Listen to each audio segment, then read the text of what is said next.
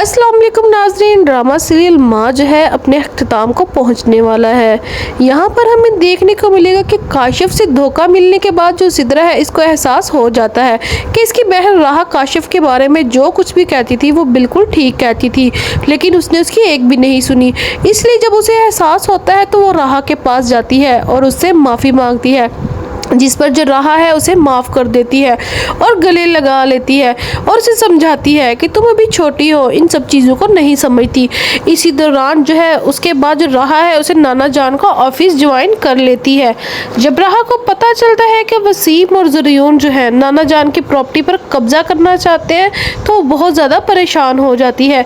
इधर ज़रियून की पहली बीवी मारिया बतूल के पास आती है और उसे बताती है कि वो ज़रियून की बीवी है और इसका एक बेटा भी है। ये सुनकर जो बतूल है बहुत ज़्यादा शौक में आ जाती है। दूसरी तरफ जो नरमीन है सिद्रा को थप्पड़ मारती है और कहती है कि तुम्हें हमारी इज्जत का कोई ख्याल नहीं। कबीर कहता है कि इसकी जल्द अज जल्द किसी अच्छे लड़के से शादी कर दी जाए। ये सुनकर सिद्रा जो है बहुत ज़्यादा रोने लगती है। राहा अरमान को कॉल करके बताती है कि वसीम और ज़रियून जो है नाना जान की प्रॉपर्टी पर कब्जा करना चाहते हैं। अरमान कहता है कि इसलिए वो इसे अपना ऑफिस ज्वाइन करने का कह रहा था। इसके बाद राहा ऑफिस के तमाम मामलात अपने हाथ में ले लेती है और वसीम से कहती है कि ये कंपनी इसके नाम पर है, इसलिए इसे वही लीड करेगी।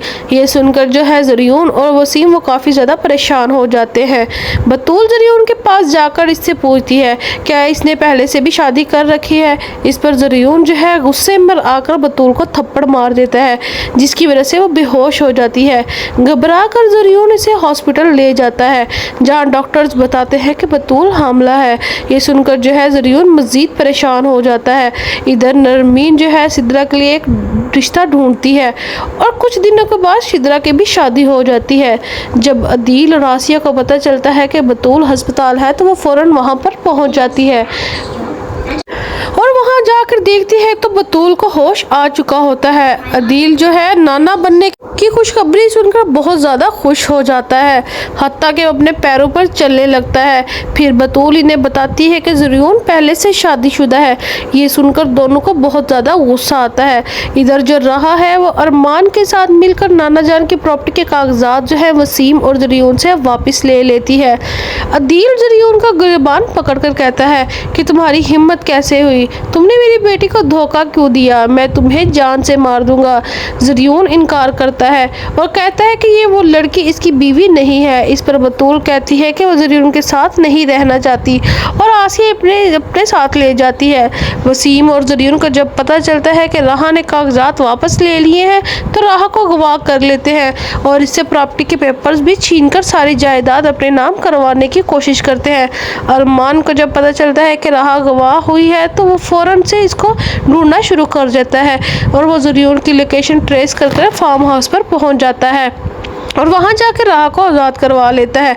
इधर वसीम और ज़रियून जायदाद बेचकर मुल्क से फरार होने के लिए एयरपोर्ट पहुंच जाते हैं, लेकिन अरमान पुलिस के साथ वहां पर पहुंचकर दोनों को गिरफ्तार करवा लेता है और अदालत में पेश करता है। अदालत जो है नाना जान की प्रॉपर्टी को दोबारा राहा के नाम कर देती है और वसीम और ज़रियून को उम्र कैद की सज़ा सुनाई देती है।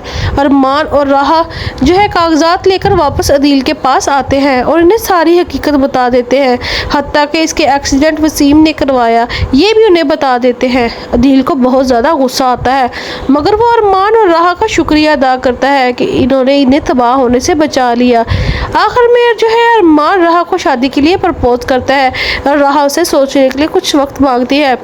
वहीं पर हमें देखने को मिलेगा कि कैसे तब तक जो है ज़रियून वो तो पहले ही इनके घर जो है सारा बेच चुका होता है, जिसकी वजह से बतूल और उसकी माँ आसिया और अदील जो है उन्हें घर से निकाल देते हैं लोग, जिन लोगों को उन्होंने घर बेचा होता है। जिसके बाद वो लोग सड़क पर आ जाते हैं तो अरमान फिर उन लोगों को भी अपने घर जाने की दावत देता है। अरमान जो है अदील को कहता है कि आप हमारे घर आ जाएं, लेकिन अदील कहता है कि मैं तुम्हारे घर कैसे आ सकता हूँ। जिस पर अरमान जो है उन्हें कहता है कि मैं आपका बेटा ही हूँ, सारी ज़िंदगी आपकी मुझ पर बहुत ज़्यादा एहसान है। अगर आज मैं इस मुकाम पर हूँ तो सिर्फ आपकी और नाना जान की वजह से हूँ, तो मैं कैसे आप दोनों को इस तरह रोड पर छोड़ दूँ। जब जो आसिया है वो देखती है कि अरमान इनके साथ कितना अच्छा सलूक कर रहा है तो बहुत ज़्यादा शर्मिंदा होती है, क्योंकि इसने अरमान अरमान को एक नौकर जैसा सलूक किया था और उससे ज़्यादा से कुछ भी नहीं समझती थी।